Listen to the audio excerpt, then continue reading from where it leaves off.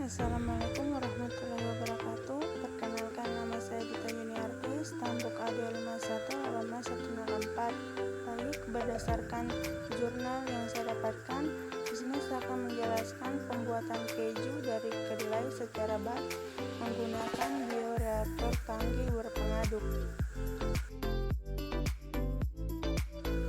Baik, terlebih dahulu saya akan menjelaskan apa itu bioreaktor.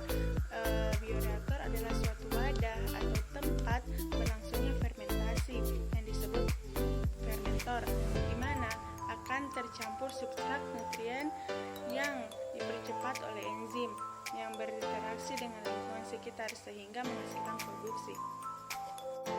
Adapun komponen utama dari bioreaktor yang pertama itu adalah tangki, di mana tangki ini berfungsi untuk menampung campuran substrat. Yang kedua itu sparger. Sparger ini terletak di bagian bawah bioreaktor dan berperan untuk memompa udara dan mencegah pembentukan gelembung oksigen. Yang ketiga itu adalah impeller. Impeller ini berperan dalam agitasi dengan mengaduk campuran substrat dan sel. Yang keempat adalah baffle. Baffle ini berperan untuk mencegah terjadinya efek pusaran air akibat agitasi yang dapat mengganggu agitasi seharusnya. Yang kelima yaitu sensor. Sensor ini berperan untuk mengontrol lingkungan dalam bioreaktor. Adapun gambar bioreaktor bisa teman-teman lihat pada gambar di samping. Selanjutnya, pembuatan keju dari kedelai secara batch menggunakan bioreaktor tangki berpengaduk. Yang pertama itu perlakuan awal. Kedelai merupakan jenis tanaman kacang-kacangan yang banyak diolah untuk kebutuhan pangan. Masalah utama dalam pengelolaan kacang kedelai adalah adanya bau langu dan rasa pahit pada produk yang dihasilkan. Untuk mengurangi bau langu dan rasa pahit, dapat dilakukan cara perendaman.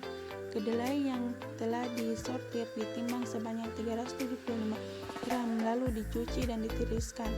Kemudian direbus selama kurang lebih 15 menit dan direndam selama kurang lebih 4-5 jam dan dengan perbandingan air dan kedelai 3:1 sampai mengembang. Yang selanjutnya, pembuatan susu kedelai. Kedelai yang telah direndam kemudian ditiriskan. Kulit kedelai kemudian dikelupas dan kedelai dicuci bersih.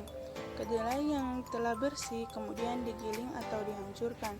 Selama proses penggilingan ditambahkan air panas sedikit demi sedikit sambil diaduk hingga terbentuk bubur kedelai dengan perbandingan air dan kedelai 8:1.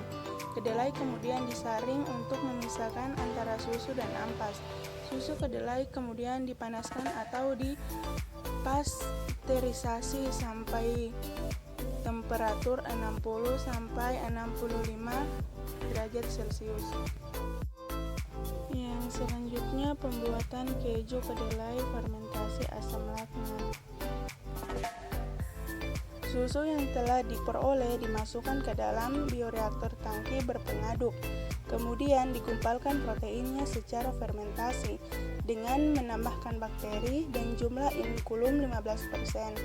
Kemudian dilakukan pengadukan dengan tujuan untuk mempercepat terjadinya proses fermentasi atau terbentuknya gumpalan. Temperatur dan waktu dibuat bervariasi, yaitu ada 26 derajat Celcius sampai 40 derajat Celcius.